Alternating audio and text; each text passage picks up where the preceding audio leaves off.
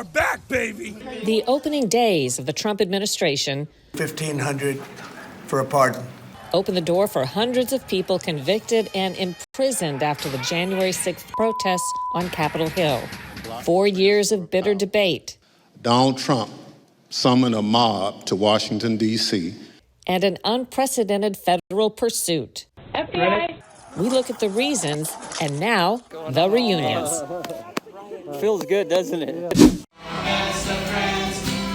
Changes may be coming to American education, but many parents and children could not wait. We learn a lot more than you'd expect here. This week, we sit in on a so-called micro school and get a lesson on what motivates kids. It's because we want to. We want to learn. We want to get ahead. In the years following COVID, we're still examining the long-term physical damage done to our bodies by the virus and the vaccine. But what about our minds? What is mass psychosis? A moment in time where an entire population all goes crazy at the same time. This week, a look at what COVID may have done to our collective psyche.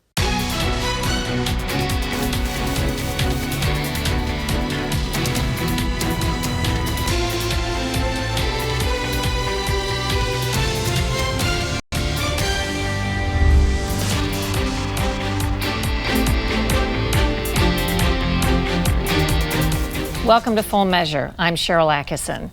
The biggest mass prosecution of our time has been followed by the biggest mass pardons and releases from prison.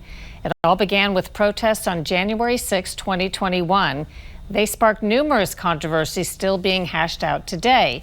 Did feds instigate violence that day? Were prosecutions weaponized? Was an unarmed protester shot unjustly? And should there have been pardons? Today, we look at the releases. We are back, baby! We were on site at the Washington, D.C. jail as people gathered ahead of the historic mass pardons and releases. Among those here to support their January 6th brethren, several who'd already done their time. I did about 32 months for pushing a fence. And believe it or not, I actually had a full scholarship to the University of Alabama and Washington and Lee law schools. And, January 6th kind of put the kibosh on that.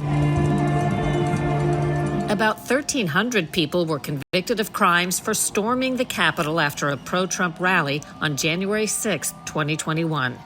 I know that everyone here will soon be marching over to the Capitol building to peacefully and patriotically make your voices heard.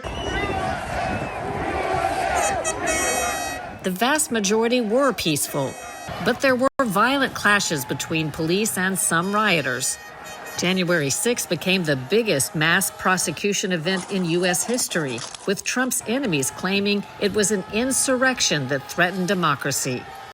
Donald Trump summoned a mob to Washington, D.C., and ultimately spurred that mob to wage a violent attack on our democracy. Others insisted the crowd was incited, then unfairly prosecuted by a weaponized Department of Justice. Trennis Evans is one of the January 6th attendees who cooperated with the FBI after the rally.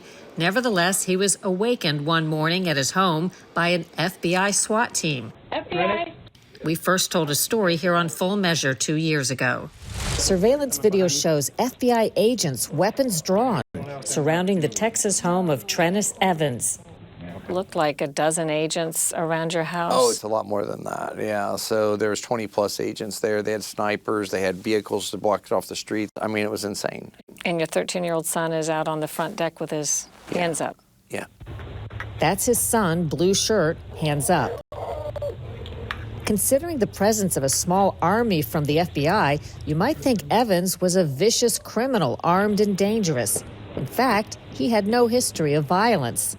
This was his crime. He's in the yellow hat, climbing through a window to enter the U.S. Capitol in Washington, D.C. on January 6th. People were coming out of the building saying the police are letting us in. You can go in, you can just walk around, everybody's taking videos, it's fine. Since we last talked, Today, Evans welcomes the pardon, even after already serving his jail sentence for simple misdemeanors, entering and remaining in a restricted building. 20 days. I was the first person sentenced to weekend prison for January 6th. I went to a maximum security facility where they held me in solitary confinement. They chained me up like Hannibal Lecter, haul me up to this unit and say, this is where we kept the 9/11 guys, and then they have to let me out every Monday morning. I mean... So wait, each time you were in solitary confinement for the weekend? Yes. So you're done with your time? Yeah, I'm done with my time. Still on federal probation. FBI Special Agent Stephen Friend was suspended after refusing to take part in SWAT raids of nonviolent January 6 suspects like Evans. What did you think was so wrong about the raids? I felt that there was definitely a harder hand in the way that the arrests and the searches were going to be carried out, regardless of the individual's involvement in January 6th. The first releases we saw came 2 days after President Trump's inauguration. Approximately 1,500 for a pardon. Hey, baby, I love you. I'm coming home. Thanks for the support while I was in there. She's an awesome, amazing woman. She's had to take care of our little farmstead in northern New Mexico, take care of the critters, run her job, run the household, homeschool her children. And so she's been busier than the proverbial one-armed paper hanger. Outside the Washington, D.C. jail, the mother of the only person violently killed that day, unarmed protester Ashley Babbitt. Today means that we've been working for this for 4 years, waiting for President Trump to come back into office so that he could pardon the men and women that have been unjustly charged behind the events of January 6th. It also means there's hope of some sort of investigation into my daughter's death that never actually happened. Babbitt was shot by Capitol Police Lieutenant Michael Byrd. There's a gun! Hey, he's got a gun! As she tried to climb through a broken window in the Capitol. Prosecutors didn't charge Byrd, concluding there was no evidence he didn't fear for his life or the lives of Congress when he pulled the trigger. Those released include the man serving the longest sentence, Enrique Tarrio. The former head of the activist group The Proud Boys was serving 22 years for seditious conspiracy. Nobody was actually charged with sedition, insurrection, or treason. He wasn't in D.C. for the riots, but prosecutors said he organized a plan to storm government buildings. President Trump said that he was going to view these cases, the nature of these cases on a case-by-case basis. And I think he thoroughly did. People who put their hands on a police officer should get charged with whatever it is, whether it's assault on a police officer, but that's not where the problem in these cases lie. The problem on these cases lie in the miscarriage of justice and how it was performed in these cases in D.C. More than 160 rioters were charged with using a weapon or violently attacking police. They were pardoned too. One poll by a left-leaning group taken before Trump took office showed 2/3 of Americans opposed pardoning people who committed violent crimes. But a similar number, 69%, did not disagree with pardoning nonviolent offenders like Trennis Evans. What does that mean to you?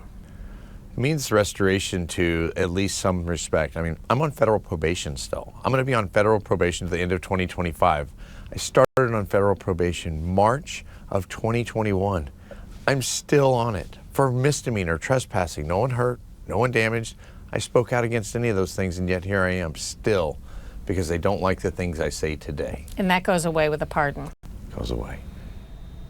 Several Capitol rioters committed suicide awaiting sentencing on minor charges. The Justice Department is now dismissing hundreds of cases that were still under active prosecution.